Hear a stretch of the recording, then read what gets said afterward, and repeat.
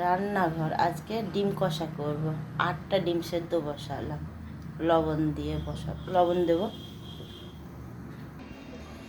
1.5 চামচে জিরে আছে, 1.5 চামচ আছে তোমার ধনে গুঁড়ো, 1.5 চামচ ধনে গুঁড়ো। তো এই মিক্সারের মধ্যে আমি পেস্ট করব। 2টো পেঁয়াজ আছে, হাফ আদা আছে পরিমাণ মতন, 1টা রসুন, হাফ টমেটো দিয়ে এটা পেস্ট করব।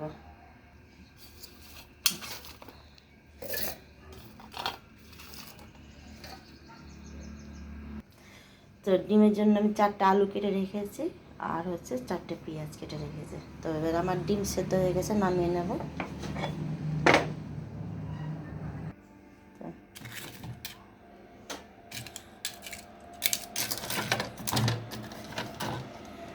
ডিমটা ছাড়াচ্ছি আমি,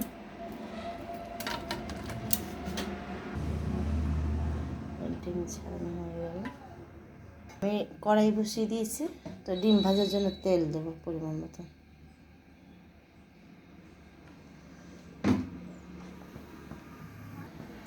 এক চামচে লবণ দেবো ডিম ভাজার জন্য, আর হাফ চামচে হলুদ। এবার যে ডিমটা আমি এখন ছাড়িয়ে রেখেছিলাম সেই ডিমটা কড়াইয়ে দিয়ে দিলাম, লাল করে ভাজতে হবে ডিমটাকে।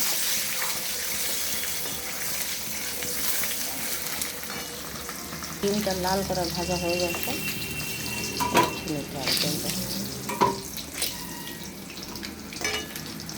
আলুটা কেটে রেখেছিলাম, সেই আলুটা কড়াইয়ে দিয়ে দিলাম।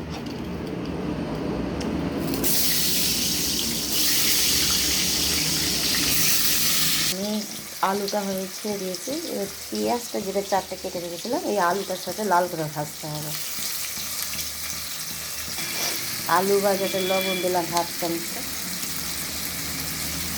আলুটা ভাজা হয়ে এসছে প্রায়, আলু পেঁয়াজটা ভাজা হলে মশলা দেবো। আলুটা ভাজা হয়ে গেছে, যে পেস্টটা করে রেখেছিলাম মশলা সেটা দিয়ে দিলাম এখানে।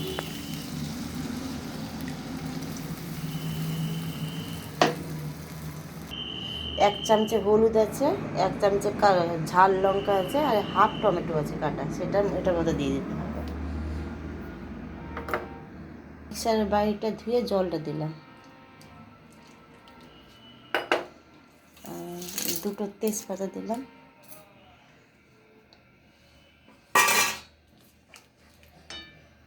একটু হাফ চামচে লবণ দিলাম। তো আলু মনে সেদ্ধ হয়ে এসছে, তো এটার মধ্যে হাফ চামচে চিনি দিলাম। তো আমার আলু সেদ্ধ হয়ে গেছে, মশলাটা ওর থেকে তেল ছুটে গেছে। তো ডিমটা ভেজে রেখেছিলাম সেটা দিয়ে দিলাম এখানে।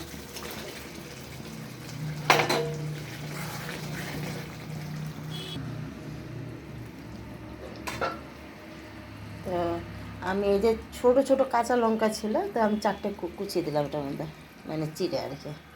তো আমার ডিম কষা হয়ে গেছে, এবার নামিয়ে নেব। যদি আপনাদের ডিম কষাটা ভালো লাগে তাহলে একটা লাইক দেবেন, একটা শেয়ার দেবেন, আর কমেন্ট করবেন। বাই।